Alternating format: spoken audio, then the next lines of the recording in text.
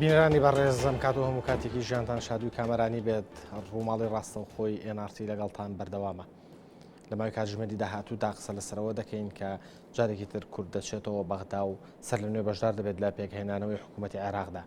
چوونەوەی کورد و بەشداریکردنی لە پێکهێنانی حکوومەتی عێراق لە کاتێکدایە کە چەندین کێشە و گرفتی ئاڵۆس دەتوانین بڵێن تا ڕادەیەک ئاستەم لە پەیوەندیەکانی نێوان هەرێمی کوردستان و بەغدادا هەیە. تا ئێستا ئەو کێشانە وەک خۆیان بە هەڵواستراوی ماونەتەوە و هیچ یەکێک لەو کێشانە ڕووی لە چارەسەر نەکردو. ئەمە لە کاتێکدایە کە چەندین کابینەی حکوومەتی عێراق تێپەڕیوە و بەڵام کێشەکان لە شوێنی خۆیان ماونەتەوە و تا ئێستاش قسەیان لەبارەوە دەکرێت و هەوڵیان بۆ دەدرێ و چەندین جەولەی وتوێژیان لەبارەوە دەکرێت. ئەم جارە کورد دەڕاتەوە بەغدا چی بکات باشە؟ ئایا حەیدەر عەبادی ڕاستپێررا و بۆ پێکهێنانی کابینەی نوێ حکوومەتی عێراق ئەو کەسەیە لە نێو حیزبی داوادا کە بتوانێت کۆتایی بۆ پەیوەندیە ئاڵۆز و بەرز و نزمەی نێوان هەرێمی کوردستان و حکوومەتی ئیتیحادی بێنێت؟ ئایا کابینەی داهاتووی حکوومەتی عێراق تا چەند دەسەڵاتی ئەوەی هەیە لە عێراقێکی ئاڵۆز و لێکترازاودا لە عێراقێکدا کە چەندین میلیشیا و هێزی چەکدار تێدا دەجەنگن و هەر پارچەیەکی وڵاتەکە بەدەستلایەکەوەیە چۆن دەتوانێت ئەم کێشانە چارەسەر بکات؟ بۆ قسەکردن لەسەر ئەم بابەتە ژمێوەنداری هەرێکە لە بەڕێزان دکتۆر ڕۆف عوسمان مامۆستای زانکۆمان کردووە کە لە ستۆدیۆ لەگەڵمان ئامادەیە بە سوپاسەوە. هەروەها بەڕێز شوان محەممەد تاها ئەندامی خولی پێشووی پەرلەمانی عێراق لە شاری هەولێرەوە ڕاستەوخۆ لەگەڵماندایە. دکتۆر بەخێربێ بۆ ستۆدیۆ NRT. دکتۆر، عێراق بە بارودۆخێکی ئاڵۆزات هەیە بەڕێ چەندین هێستیا شەڕەکەن لەم کاتا پێکهێنانەوەی حکوومەت و چوونەوەی کورد بۆ بەشداری لە حکوومەتە و کورد چی بکە باشە بە چ ئەژنێدایەکەوە بچێتە بەغدا چۆن زەمان بکە بۆی کە ئەو کێشانی لە کابینەکانی ڕابردوو چارەسەر نەکراون ئەم کابینێ بتوانە چارەسەریکە؟ لە ڕاستیە وەک جەنابوت عێراق ئێستا بە قۆناغێکی زۆر قەیراناوی ئاڕوە بە قۆناغێکی ترسناک ئاڕوە لە بەردەم کۆمەڵی کێشەی ناوە و دەرەوەیە و کێشەکانیش فرەلایەنن. بەنسبەت ئێمەی کوردەوە دیارە تاقیکردنەوەیەکی تاڵمان هەیە بە درێژایی ئەم چەند ساڵی دوای ڕوخانی ڕژێمی سەدامەوە تا ئێستا تاقیکردنەوەکانمان تاڵە لەگەڵ کاربەدەستانی عێراقا، چونکە یەکەم ئەو بەندانەی کە لە دەستورە هەیە جێبەجێ ناکرێت، بە تایبەتی ئەوانەی کە لە پەرژەوەندی ئێمەیە بۆ مادەی 140 و هەندێ مادەی تر بۆمان جێبەجێ نەکراوە. جگە لەوەش هەستی پێکەین کۆمەڵێ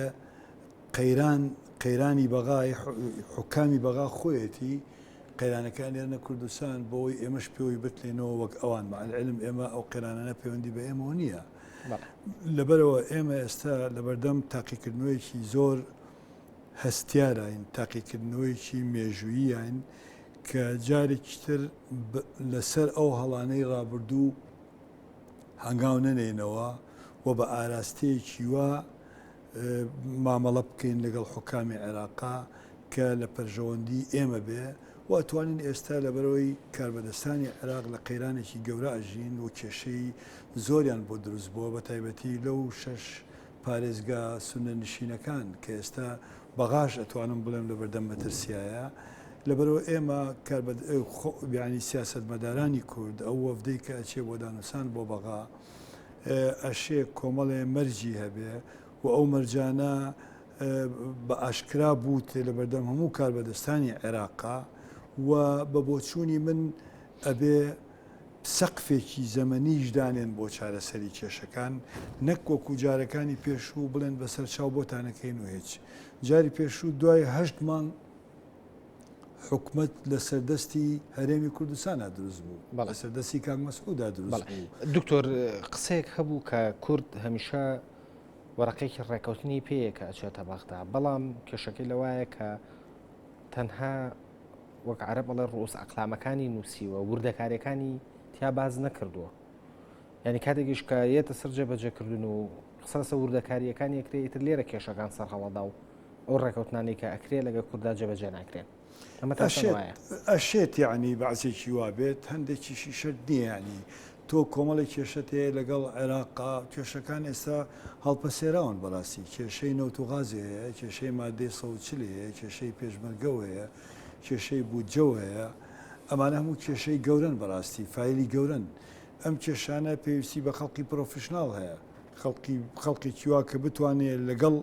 کورتەکەشیا و لەگەڵ تەفاسیلەکەشیا ئەتوانێ مامەڵە بکە خەڵکێکی وا پشێت دانووسان بکە کە بتوانێت بە تەفاسیلی شەکان بکە بەڵام لای ئێمە بە بۆچوونی من بڵین هەژمونی دەرەوەی عێراق هەژمونی وڵاتانی ئیقلیمی ئیتر لە تورکیاوە بیگرە لە کۆماری ئیسلامیەوە بیگرە لە وڵاتی سعودی ئەوانەوە بیگرە ئەمانە تا ڕادەیە کاریگەری گەورەیان هەیە لەسەر چارە سەرنەکردنی کێشەکان لەسەر ئاڵۆزاندنی کێشەکان لەسەر بە پیرەوە نەچوونی کێشەکان کە ئەمە بەداخەوە واتە دوو هێز هێزێکی ناوە هێزێکی دەرەوە کاریگەری هێزی دەرەوە لەسەر هێزی ناوە ئێجگار زۆرە لەبەرەوە هێزی ناوە لاوازە لەبەرەوە واکە کە کێشەی کورد بە هەڵپەسێرایی بمێنێتەوە ئەمە بەشێکی تری کە زۆر گرنگە عەقڵیەتێکی سیاسی عەرەبی شۆڤێنی هەیە لە عێراقا کە ئەڵێم عەقڵەتێکی سیاسی عەرەبی هەردوو لایەنەکە گرێتەوە شیعیش و سوننەش کە ئەوان ئەیانەوێ دەسەڵاتەکان واتە سەلاحیاتەکان لە هەرێم و لە شارەکان وەرگرنەوە و هەموو هێزەکە بن بە مەرکەز کە بەغایە دیارە لەو کاتە پێشێلکاریەکرێ و ئێمە دوورەخرێنەوە لە مافەکانی خۆمان و ئەو مافانەی کە هەمانە ئەکەوێتە ژێر دەست و پێی ئەو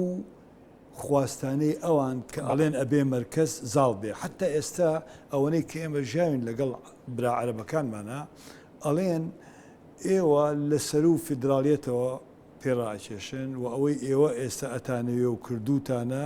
لە فیدراڵیت دەرچووە و زۆر جار ئەویان و توانە ئەبێ ئێوە ڕاستکرێنەوە ئەمە کە ئەڵێن ئێوە ڕاستکردنەوە ئەمە ڕای ئەتوانم بڵێم گەورە سیاسەتمەدارەکانی حیزبی داوایە کە ئێستا ئەوان لیستی یەکەم و ئەوان بەتەمای ئەوەن زۆربەی پۆستەکان بۆ خۆیان بێ و ئەوان لە ئێزار بەتەمای ئەوەن کە عێراق بەرنەوە بڕێەوە بەڵێ زۆر باشە دەستە خۆش بێت چینە شاری هەولێر شوان محەممەد تاها ئەندامی خولی پێشووی پەرلەمانی عێراق ڕاستەوخۆ لە شاری هەولێر و لەگەڵمانە کاک شوان سڵاوت لێبێت ئەمەوێت پرسیاری ئەوت لێ بکەم کە کورد لە هەڵوێستێکی بەهێزایە کە ئەچێتەوە بەغدا عێراق لە هەڵوێستێکی لاوازایە بە تایبەتیش ئێتلافی دەوڵەتی یاسا لە ئێستادا بەدەست کۆمەڵە کێشەی ناوخۆییەوە ئەناڵێنێت ئایا کورد ئەتوانێت ئەم جارە مەرجەکانی خۆی بسەپێنێت نەک داوای بکات و لەسەری ڕێک بکەوێت زۆر سپاس کاگریوار سەرەتا ڕێز و تەقدیرم بۆ میوان هەیە لە ستۆدیۆ بەڕێز کاگرەوف کاکە ڕێوار قسەکردن لەسەر ڕەوشی سیاسی عێراق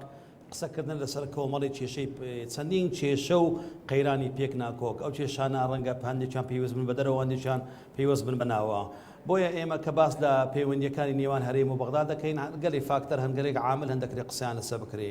کورد لەگەڵ بەغدادا دەتوانێت بە دوو جەم سەرکار بکاتن یعنی دەتوانین بە دوو ئیستیحقاقە داواکاریەکانی خۆی پێشکەش بکاتن ئێمە وەکو کورد نەتەوەیەکی دوونەتەوە لە عێراق دوونەتەوەی سەرەکییان بەحقەت بەپێی دەستوری عێراق کە ئاماژەی پێکرێت کە کورد و عەرەبا ئێمە ئیستیحقاقاتی نەتەوەیمانێ لە 2010دا دەتوانین بڵێن ئیستیحقاقێکی تریشمانەیە کە ویست ئیستیحقاقاتی هەڵبژاردنە لەوێوە دەتوانین پێداگری لەسەر داخوازیەکانی خەڵکی کوردستان بکەین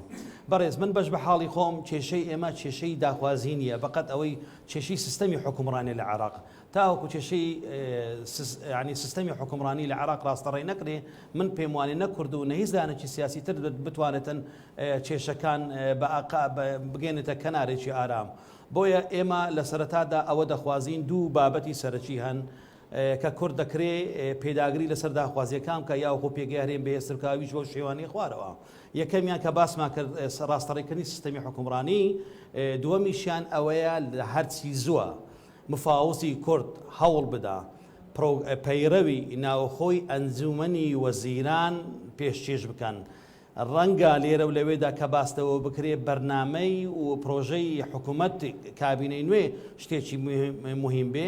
هیچ حزبێک هیچ حکوومەتێک نییە لە دنیادا کە بەرنمەیەک پێشش دەکات بەرنمەکەی تکمە و تێر و تەسەل نەبێ بەڵام کێشەی ئێمە لەگەر بەغدادا کێشەی سونە لەگەر بەغدادا کێشەی هەمولارەکە لەگەر حکومڕانیدا پەیوەست بوو بە چۆنێتی دابشکردنی دەسەڵات لە بەغدادا دابشکردنی دەسەڵات لە ئەنجومەنی وەزیراندا ببورن پێم بێت کێشێکی تەکنیکی بۆ هۆیەوەی کە پەیوەندەکەمان لەگەڵ کاکشوان بپسڕێت پاشکەمێکی تر هاوکارانم هەوڵەدەن پەیوەندەکەی کاکشوانمان بۆ وەربگرنەوە دکتۆر شخصیەتی حەیدەر عەبادی هێندەی تۆ ناسی بێتت لە پەرلەمانی عێراقا ئەو شخصیەتەیە بتوانێت عێراق لەم کەنارە نائارامە زۆر نائارامەوە بەرەو کەنارێکی ئارام گوێزێتەوە. لە ڕاستیە شخصیەتی حەیدەر عەبادی بریتیە لە کۆمەڵی پێکاتە. هەندێک لەو پێکاتانە ناحەی ئەکادیمی خۆیەتی کە لە بەریتانیا دکتۆرای هێناوە ماوەیەک لەوێ ژیاوە ئەشێ ئێمە دڵ بەم لایەنەی خۆشکەین. بەڵام پێکاتێکی تری لە لیستی شیعەیە شیعەکانە بەڵێ دەوڵەتی یاسایە و پێکاتەیەکی تری لە زمنی دەوڵەتی یاسا ئەو عەقڵیەتە سیاسەیە کە ئەو تیا پەروەردە بۆ هەناسەی تایەوە. ئەمانە واکەن کە حەیدەر عەبادی ئەگەر بێوێ هەنگاوی باش بنێ هەنگاوی زۆر بنێ بۆ بەرەو پێشەوە چوون ئەشێت هەنگاوەکانی سست کرێ لەلایەن کێوە لەلایەن خودی دەوڵەتی قانونەوە. ئێستاگیریە ئەو پشتگیریە ناوخۆی و ئیقلیمی و تەنانەت نێودەوڵەتیەش کە بۆ حەیدەر عەبادی هەیە پێدوانیە ئەمە بەس بێ بۆی کە ئەم کەسە وەکو شخصەتێکی بەقووەت سەرۆکایەتی ئەنجومەنی وەزیران وەربگرێت و بتوانێت بەشێک لەو کێشانە چارەسەر بکە. پشتگیریەکە تا ئێستا بڵێن سقور هەیە لە حیزبی داوا مالیکی و هەندێک کەسی تر ئەمانە سقورن و ئەمانە لەوانەیە من خۆم بە بۆچوونی خۆم یعنی بە دووریشی نازانم بیانوێ حەقی ئەوەی لێ بکەنەوە کە دەرچووە لە نیتاقی حیزبی داوا و لە توانەکانی لە خواستەکانی مالیکی و لە ئەوامیری مالیکی بیانوێ هەنگاوەکانی سستکەن و نێڵن بەرەو پێشەوە بڕوە. لە هەموو حاڵەتێکە ئەو تەئیدە نێودەوڵەتی کە هەیەی چێ لەلایەن ئەمریکاوە چ لەلایەن ئاخر کەسی ڕوسیا هاتە سەرخەت و لەلایەن وڵاتە عەرەبیەکانەوە و لەلایەن ئێرانیشەوە بڵێ سەرۆکی هێرێم پشتگیریەکە و بەشێکی لە حیزبی داوا توانیوێتی 38 کەس ڕاکێشێ لە حیزبی داوا. بەڵام هەندێک سقور خەڵکی بەتوانا هەن ئەمانە وەکو حەسەن سنێت وەکو عەلی ئەدیب ئەمانە خەڵکە بەتوانەکانی حیزبی داوان. ئەمانە لە ڕاستیە مۆقیفەکەیان بەقی پێڵێن جیوەیە ممکنە لە بینی مالیکی و لە بینی حەیدەر عەبادیە هاتوچۆیان کرد بێ و ئێستا ئەوانە ڕێی خۆیان بەرامبەر بە عەبادی دەربڕیەوە کە پشتی ئەگرن. بەڵام ئەمە لایەنێکێتی کە حیزبی داوا ئێستا حیزبێکە کێشەی خۆی هەیە کێشەکە لەسەر بەڕێوەبردننی حیزبەکەیە لەسەر پۆستە لەسەر ئیمتیازاتە ئەمە بەشێکی تری کێشەی داوا لەگەڵ بەیتی شیعیە لەگەڵ مەجلیسی عەلا لەگەڵ سوپای بەدری هادی عامریە لەگەڵ حیزبی فەزیلا لەگەڵ ئەمانە بەڵێ لەگەڵ سەدرا لەگەڵ ئەمانە کێشەی خۆی هەیە ئەمانە بێگومان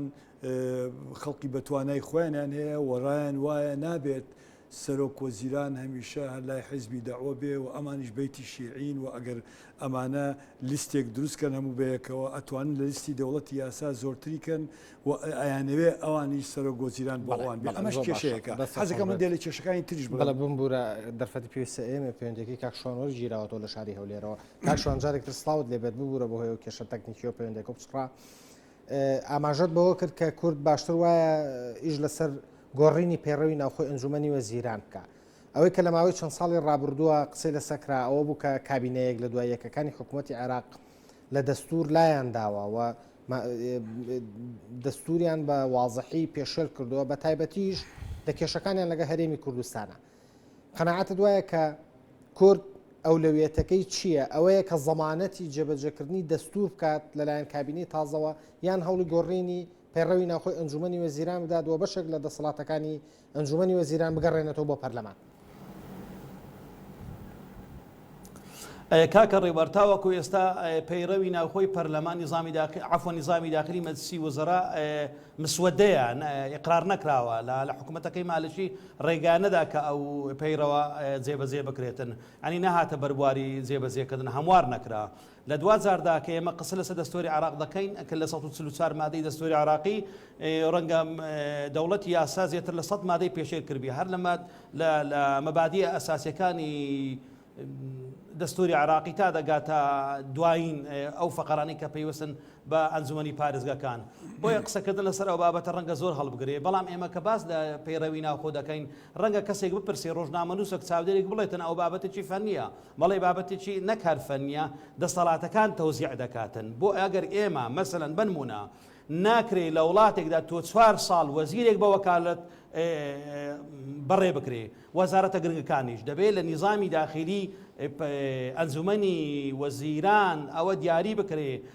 کە وەزیرێک بە وەکالەت دەچێتە زێی وەزیرێکتر سەقفێکی زەمەنی بۆ دیار بکرێ دەبێت دەسەڵاتی سەرۆکی ئەنجومەنی وەزیران دیاری بکرێتن ناکرێت سەرۆکی ئەنجومەنی وەزیران کە قائیدی ئامی قوواتی مسلحەیە سەرپەرشتی گەورە و گسکەی وڵاتەکە بکاتن و دەست بچێشتە ناو سەر بۆ دەسەڵاتی ئەنجومەنی پارێزگەکان ئەنجومەنی کۆمۆسی و سەربەخۆکان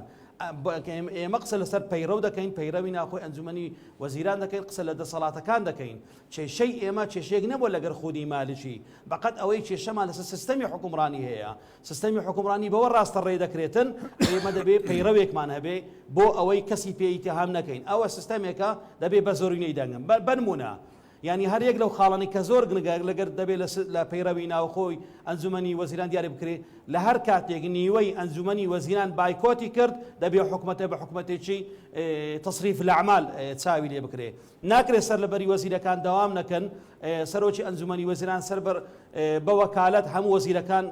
ئیشی وەزارەتەکان بەڕێ بکە چکە ئەو پۆستانە پۆستی سیاسین بەقەت ئەوەی کە زیاتر لەوەی کە پۆستی ئیداری و فەنی بن بۆیە قسەکردن لەسەر ئەو مەهامەدا بە حەقەت کێشەیەکە دواتریش یەک لە کێشەکانی گەورەکانی عێراق کە لە ئێستادا جگەلەوەی کە عێراق بە قەیرانێکی ئەمنی زۆر گەورەیە تێپەڕێ بەشێکی وڵاتەکە بەدەست میلیشیایەکی چەکدارەوەیە وڵاتەکە لە ئەزمێکی زۆر گەورایە و هاوکات ناوماڵی شیعە خۆشیان کێشیان هەیە نەک ئەوە لیستی ئێتلافی دەوڵەتی یاسا لەناو خۆشیانە جارێکی تر کێشیان هەیە ئایا هەموو ئەمانە ئەبێ بە دەرفەت بۆ کورد بۆ ئەوی پێداگر بێت لەسەر ئەو شتانەی کە لە ماوەی چەند ساڵی ڕابردوو جێبەجێ نەکراوە زەمانەتی جێبەجێکردنیان وەربگرێت بەڕێز من بەش بە حاڵی خۆم وەکو چەند ساڵ چاودێری سیاسی و ئەوخۆ ئەندام پەرلەمان بوویمە ناکرێ ئێمە هێز و توانای خۆمان لە لاوازی خەڵکیتر بەدی بکەین دەبی هێز و توانای خۆمان لە ناو کارکتەرەکانی ئێمە بێ لە ناو پرۆژەکەی ئێمە بێ لە ناو تڕۆحاتی کوردبی بۆیە ئەو کەسانەی هێز و توانای خۆیان لە لاوازی خەڵکیتردا بەدی دەکەن ئەوە شکانیان مسۆگەرەیە و خۆ ناتوانن تا سەر کارەکانیان ڕاستەڕێ بکەن بۆیە من پێم وایە کورد بە یەک خطابی سیاسی کە زۆر قسە لەسەر خطابی سیاسی دەکرێتن ببوورە بەڵام ئێمە بە پرۆژەیەک بچین ئەو پرۆژانە پرۆژەی جەوهەری بێن لەسەر هەندێک بابەت تۆ لە بابەتی ئەمنیەکەت کە باس کرد حکوومەتی عراقی حکوومەتەکەی مالیشی بە شێوەیەکی متعەمد هەوڵیدا کە پێشێلکاری مادەی نوێی دەستوری عراقی بکاتن کە پێوەستە بە مؤسسە ئەمنی و دیفاعیەکاندا سەر لەبەری مؤسسەکانی دەوڵەتی عراقی سەراوجێر کردەوە ئاوەژووی کردەوە بۆی وەزعکە بەو ئاقارە دابگاتن بۆیە ئێمە مەسەلەن بنمونە مەکتەبی قائیدی ئامی قوواتی مسلحە کە مەکتەبێکی تەنسیقیە بەڵام مالیشی کردی بە ئەنجومەنی وەزیرانێکی عەسکەری ئەوەندە کادیر و ئەوەندە زوباتی تێئاغنی تاوەی لێ هاتووەکو دەوڵەتێکی سەربەخۆ داهاتە ئاراوە هەردوێ نێبوو مالیشی لە دوایین وتاریشیدا هەوڵیدا کۆبوونەوەیەک لەگەر قیادە عەسکەریەکان بکاتن وەکو مەجلس قیادەی سەوڕەی پێشوو داهاتە بەرچاوی بینەر بۆیە قسەکردن لەسەر دەسەڵات دابەشکردنی دەسەڵات و باشە کاکشوان بەڵام بۆچی کورد دەستکەوتەکانی خۆی پێگەی بەهێزی خۆی لەسەر ئەساسی لاوازی ئەوانی تر بنیاد نەنێ ئەمە پرسیارە بۆ لەسەر ئەساسی لاوازی ئەوانی کە بنیادی نەنێ لە کاتێکا کە هەڵوێستی نێودەوڵەتی دژی هەرێمی کوردستان بوو لەوەی کە نەوت بنێرێتە دەرەوانێ ئەوان ئەم هەڵوێستیان قۆسەوە لە دژی هەرێمی کوردستان بەکاریان هێنا یعنی لاوازی هەڵوێستی هەرێمی کوردستانیان بەکارهێنا و خۆیان پێ بەهێز کرد ئەی کورد بۆ ئەمە نەکا بەڵێ دەکرێت سوودی لێوەربگرین بەڵام دەتوانین نەکەینە پێودانگێک نەکەینە قیاسێک بۆ خۆمان ینی تڕۆحاتی خۆمان لەسەر ئەو ئەساسە نەبێ ینی هێزەکەی خۆمان لەوە بەدی نەکەین کە ئەوان لاوازن ئێمە دەکرێت خۆمان بەهێزکەین تڕۆحاتی خۆمان نەبێ دەشێ سوود لە لاوازی ئەوی تر وەربگری سوود نەک ببێتە بەرنامەیەک تۆ هەموو بەرنامەکەی خۆت لەسەر لاوازی ئەوانەوە بۆیە دەڵێم نابێ ئەی ئەگە ماڵی شیعە بوو بە یەک ئەی ئەگەر ماڵی سونە بوو بە یەک ئەی ئەگەرێکی تر هەیە سونە و شیعە لەسەر هەندێک بابەت بێکتر گەیشتن نە ئەگەریتر هەیە ئەگەری ترسناکتر هەیە بۆیە بەهێزکردنی تڕوحاتی کوردی کارکتەری کورد ئەو ئالەتانی کورد کاری پێ دەکاتن ئەوانە پێگەی هەرێم بە شێوەیەکی دەتوانین بڵێن پێگەی کورد بەهێزتر دەکاتن بە شێوەیەکی مستەمر. قسەکانم پێ بڕیت ببوورە باسی لە کێشەکانی ناو ماڵی شیعە کرد. بەڵێ چیما بۆگە بە کوردی ئاماژە حزبی داوە لە بینی خۆیانە کێشیان هەیە. بەڵێ بەیتی شیعی وەک هەموو حیزبەکان و گروپەکان لە بینی خۆیانە کێشیان هەیە. ئەمە کێشەی بەیتی شیعی وەرە دەرەوە کێشەی شیعە لەگەڵ سوننا کە ئەمەش کێشەیەکی زۆر قوڵە ئەتوانم بڵێم درێژترین شەڕی مێژوویە کە نزیکەی 1500 ساڵە ئەم کێشە مەزەبگرایە لە بینی شیعە و سوننا هەیە لە بینی معاویە لە بینی حسین ماڵی سونە لە ناوخۆیانە کێشان هەیە بە جارێ ماومە تەنانەت یەکێ لە دروشمەکان ئەوانەی کە مالیکیان ئەویست لەو خۆپشاندانە کە پێرێ لە ساحەی فیردەوسا کردویانە ئەڵێ حەیدەر عەبادی خیانەتی لە حسەینی سەردەم کردووە سیرکە گەڕاوەتەوە بۆ 1400 ساڵ پێش ئێستا مالیکی حسەینی سەردەمە کە شەهید دەبێەوە کوژرێ عەبادی واتە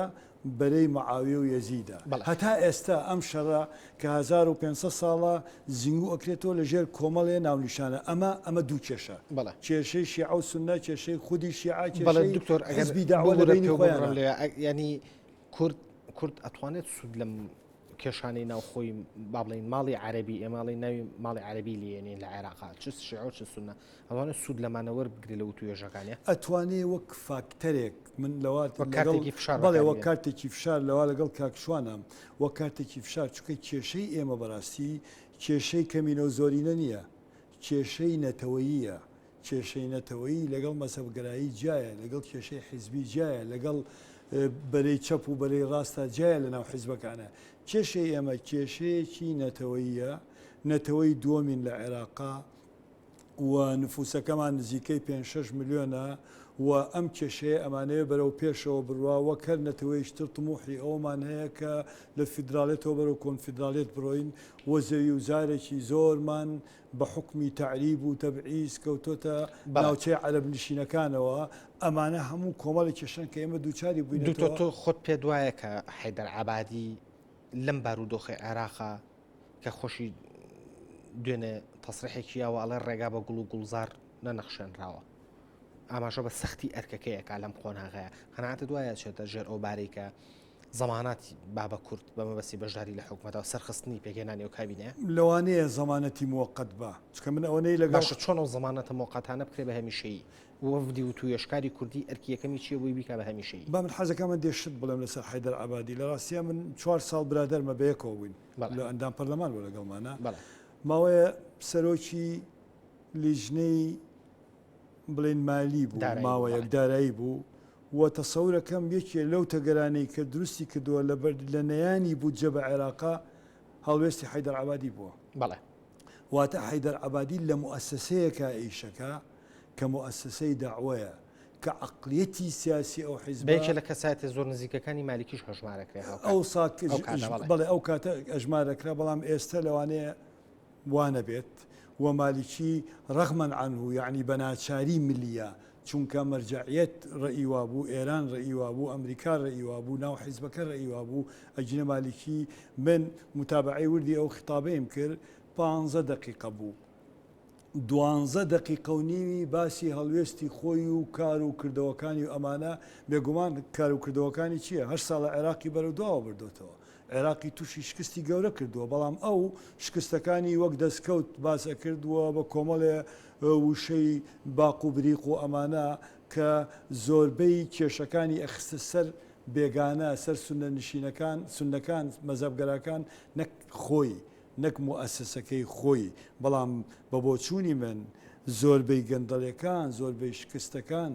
لە موسسەکەی خۆیەوەیەتی لە چواردەورەکەی خۆیەوەیەتی لەوانە ئەگەر ئەو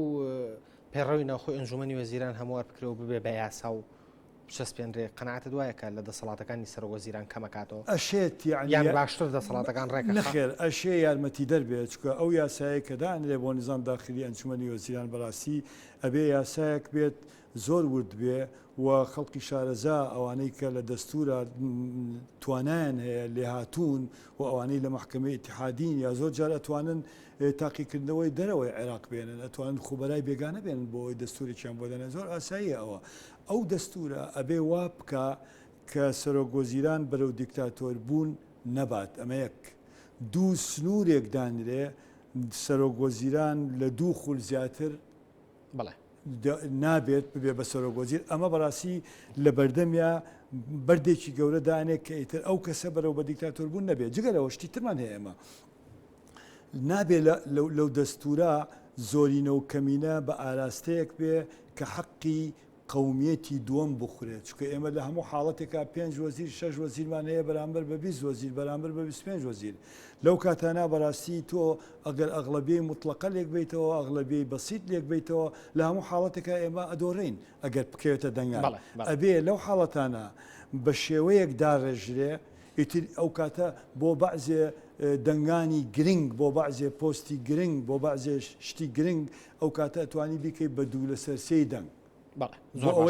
بۆ ئەوەی کە وا بکەی سنوورێک دانرێ بۆ سەرۆکۆزیران بەرەو ئاراستەی بە دیکتاتۆر بوون نەڕواوە فەرزی خۆی نەکە بەسەر وەزیرەکانە. دەستە خۆش بەشمۆ لای میوانەکەم لە هەولێر کاکشوان بە بڕوای تۆ بە پێی ئەزمموی خۆت کە چەند ساڵێک لە پەرلەمانی عێراقا بووی وەفدی و توێشکاری کوردی هاتووە و کابینەی حکوومەتی تیا پێگاتووە، ئەولەوێت بۆ وەفدی و توێشکاری کوردی لەم قۆناغە هەستیاری عێراقا کامیانە؟ چارەسەری مەسەلەی بودجەیە ناوچە جێناکۆکەکانە یان چارەسەری کێشەی پێشمەرگەیە؟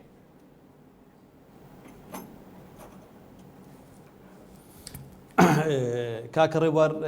بەر لەوەی وەڵامیەوە بدەمەوە پێم خۆش بوو تعقیبێک لە قسەی برای بەڕێزم کاگرۆف عوسمان بکەم. بەڕێز قسەکردن لەسەر لەبەرچی حزبی داوە و دەبێ فەرقێک لە مابینی حزبی داوە و دەوڵەتی قانون بکەین. بەڵێ حزبی داوە خەڵکێکی منازڵی تێدا بووە لە سقوڕەکانیان. ئەگەر دقیقم لەوە عەبدولحەلیم زوهێری و عەلی ئەدیب و وەلید الحەلی بووینە دوا بە دوایی ئەو لە سقوڕی حزبی داوە بوون. دوایی کەمالیچی لە سیستەمی حزبی داوە لایدا سقوڕەکانی بوون بە حەنان فەتلاوی و عالی نسەیف و مریەم ڕەیس و عەلی شلا. بۆیە دەبینی کە ئەو سقوڕانە پشتیان لە بەڕێز مالیکی کرد. لە 2000دا قسەکردن لەسەر حەیدەر العەبادی ئێمە کە 400 کارمە لەسەر کرد بەپێی ئەو زانیارە دقیقەی لای ئێمە هەیە دووبارەی دەکەمەوە. حەیدەر العەبادی کەسێک لەو کەسانە بووە لە مالیکی نزیک نەبووە، چکو بیری و بێسوونیان لێکتر جواز بووە. یعنی بە شێوێکی ورتر ئەگە بڵین دەتوانین بڵێ حەیدەر العەبادی لە حزبی داوە عایلە ئەرستقڕاتیەکانی بەغدایە، قابلی ئەوەیە قسەی لەگەر بکرێ قسە وەربگرێتن. مەوزوعی بودجا فشارێک بوو لە حکوومەتی بەغداوە هات، چکو وەکو کاکرە و باسی کرد بودجا لە پەرلەمان کێشەی بۆ دروست ناکرێ. ئەسڵەن بودجا لە حکوومەتدا ڕادستی پەرلەمان دەکرێت. لە ئەساس دەکا پێکانەکە لە حکوومەتی عێراقیەوە هات بوو بۆ پەرلەمان و نەگەیشتن بە هیچ حەلێک. دوا دەگەڕێمەوە دەڵێم کێشەی ئێمە کێشە لەسەر زەید و عەمر نییە، بەقەت ئەوەی کێشەی ئێمە لەسەر سیستەمی حکومڕانیە، لەسەری بۆنیەی عەقلی ئەو کەسانەیە کە لەسەر هەرەمی دەسەڵاتەکەدان. بۆیە کورد کە دەچستە بەغدا ئەو بابەتانەی باست کرد ئەوانە مفرداتن. من باسی سیستەم دەکەم. ئەگەر سیستەمەکە ڕەوشی سیاسی عێراق ڕاستەڕێ نەکرێ و گۆڕانکاریەکی جەزری بەسەر سیستەمی حکومڕانی لە عێراق دێ، ئەو بابەتانەی کە باست کرد هیچیان ڕاستەڕێ نابن. باشە ئەوە پێویستی بەوە نییە کە دەستور دەستکاری لە کۆی شتەکان دەستکاریکردن لە سیستمی حکومە پێویستی بەوە نییە دەستور دەستکاریکردن قسەکردن لەسەر دەستور بابەتێکە زۆر هەڵدەگری. کێشەی ئێمە ئەوە نەبووە دەستور چەندی غەڵەتە و چەندی ڕاستە. کێشەی گەورەی عێراق ئەوە بووە کە حکوومەتی عێراق پابەند نەبووە بە دەستورەکە لە مەبادی ئەساسی لە مافەکانی مرۆڤ، هەڵکوتانە سەر ڕۆژنامەنووس و شار بەدەرکردن و کڕینی ویژدانی ڕۆژنامەنووس و تەلەڤیزیۆنەکان، دواتر پێشێرکردن لەسەر دەستگا ئەمنی و عسکەریەکان، سەر لەبەری بابەتەکان. کێشەی ئێمە حکوومەتەکەی مالکی پابەند نەبووە تەفسیری عقلێتی حکومڕانی. ئێمە کێشەمە لەسەر ئەوەدایە ئەگەر قسە لەسەر مادەی 140 و کێسی پێشمەرگە بکەین، ئەگەر سیستەمی حکومڕانیەکە لە عێراق ڕاستەڕێ بێ ئەو بابەتانە بە حەقیقەت ئەگەر دروستتر بڵێم لە زۆر شوێنیش قسەم کردووە، دەڵێم ئەوەی لە مابەینی هەرێم و عێراقدا هەیە کێشەنین بەقەت ئەوەی بەدحاڵی بوونن، چونکە ئەوەی ئێستا لە عێراقدا گوزەرێ تۆ سەیری کە کاکە ڕێبوار سەر لەبەری پارتە سیاسی شیعە مەذهەبەکان تێڕوانینیان هەیە تێڕوانینێکی تایبەت بەخوان هەیە بۆ بیناکردنی دەوڵەتی عێراقی سەر لەبەری حزبە سیاسیە سنیە مەذهەبەکانەوە بە قەومیەکان و بە ئاینەکانیانەوە تێڕوانینێکی تایبەتیان هەیە بۆ سەر لە نوێ دروستکردنەوەی دەوڵەتی عێراقی ئێمەی کوردیش بە هەموو پارتە سیاسیەکانمانەوە بە ئیسلامیەکان و نیشتیمانیەکانەوە ئینشاڵڵا هەر هەمووی نیشتیمانین تێبینیمان لەسەر تێڕوانینی هەردوو لایەکەیە یعنی کێشەی حکومڕانیە لە عێراقدا یعنی ئەو بابەتانە کێشەنین بەقەد ئەوەی جیاوازی لە تێڕوانین جیاوازێکی جەوەری هەیە لە نێوان کتلەی لە شیعە و کورد و سونە بۆ بیناکردنی دەوڵەتی عێراقی بۆیە ئەوەی لە مابینی هەرێم و بەغداشەی بەدحاڵیبوونە لە هەندێک بابەتە سەرنجێک ئەوەیە سیستەمی حکومڕانی لە عێراق بەرەو بە ئاقارێکدا گوزەر دەکا من پێم وانی یەک کێشەی پێسارە سەر بکرێتن ئەگەر گۆڕانکاری جەزری تێ نەکرێ بەڵکو کێشەی تر بەرهەم دێنێت. شوان محەممەد تاها ئەندامی خولی پێشووی پەرلەمانی عێراق لە شاری هەولێر و ڕاستەخۆ لەگەڵ مابووی زۆر سپاس بۆ بەشداریت ماندوومان کردیت زۆر سپاس ئەکەم. دکتۆر کاتی بەرنامەکەم زۆر کەمی ماوە بەڵام ئەوەی کاک شوان باسی کرد بابەتێکی هەستیاری باس کرد کە سیستمی حکوم ئایا سیستمی حکوم لە عێراقدا بە حەیدەر عەبادی ئەگۆڕێت یان بم کوتلانی کە ئێستا لەناو پەرلەمانی عێراقا بەشدارن ئەتوانن دەستکاری بکەن؟ خۆی ئەگەر ملتەزم بن بەم دەستوری ئێستەوە و ئەگەر تەتەڕف لە بەکارهێنانی دەستورانەکەن ئەگەر خوێندنەوەی جیاواز هەر کەسە و بە ئاراستەی خۆیان خوێندنەوەی جیاواز بۆ دەستور نەکاوەکو ئێستا ئەکرێ بۆ قانونی نەوت و بۆ مادەی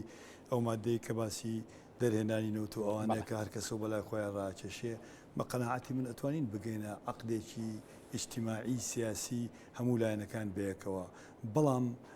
هەموو لایەنەکان جگە لە کورد لە ژێر کاریگەریەکی ڕاستە و خۆی وڵاتانی ئیقلیمی و دەرەوان ئەو وڵاتانە لە پەرژەوەندیان نییە عێراقێکی سەقامگیر دروست باشە بەڵام بۆ ینی ئەگەر لەژە کاریگەری وڵاتانی ئیقلیمیە بن کەواتە لە ئێستاە بەرژەوەندی بۆ نمونە ئێران لەوایە کە عێراقێکی سەقامگیر هەبێ لەبەرەوەی ئەزمونێکی تاڵی لە سووریا و تەنان لە لوبنانیش هەیە ینی پێویستی بۆی عێراق سەقامگیر بێ ئایامانە یارمەتی دەرنین پشتیوانی نین بۆ حەیدەر عەبادی کە بتوانێت دۆخێکی سەقامگیر لە عێراق بکات ینی چ ئێران چ تورکیا ئەیانەوێ ئەجندەی خۆیانیان هەبێت لە ناو حکوومەتی عێراقیە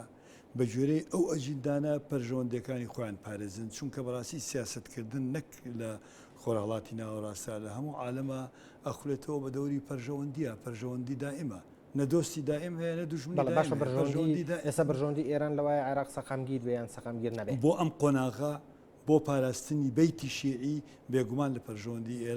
ئێرانەکەوە